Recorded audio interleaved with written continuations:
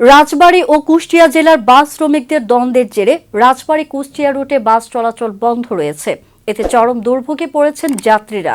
রোববার সকালে রাজবাড়ী জেলা সড়ক পরিবহন মালিক গ্রুপের সাধারণ সম্পাদক সুকুমার ভৌমিক বিষয়টি নিশ্চিত করেছেন। জানা যায়, শনিবার সকালে কুষ্টিয়া থেকে রাজবাড়ীগামী লোকাল রাজমহল বাসের সঙ্গে কুষ্টিয়া থেকে রাজবাড়ীগামী অন্য একটি লোকাল বাসের ওভারটেকিং নিয়ে উভয় বাসের শ্রমিকদের মধ্যে দ্বন্দ্বের সৃষ্টি হয়।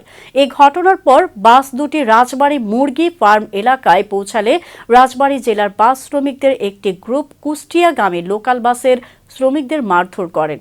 এর জের ধরে দুই জেলার মধ্যে গতকাল সন্ধ্যার পর থেকে বাস চলাচল বন্ধ রয়েছে। রাজবাড়ী সড়ক পরিবহন মালিক গ্রুপের নবনির্বাচিত সাধারণ সম্পাদক সুকুমার ভৌমিক বলেন, শনিবার সন্ধ্যা থেকে রাজবাড়ী থেকে 50টি লোকাল এবং 30টি দূরপাল্লার বাস চলাচল বন্ধ রয়েছে। আমরা যাত্রীদের দুর্ভোগ দূর করতে চেষ্টা করছি। এদিকে বাস চলাচল বন্ধ থাকায় রাজবাড়ী, ঢাকা, কুষ্টিয়া ও ফরিদপুরগামী যাত্রীরা চরম ভোগান্তিতে পড়েছেন।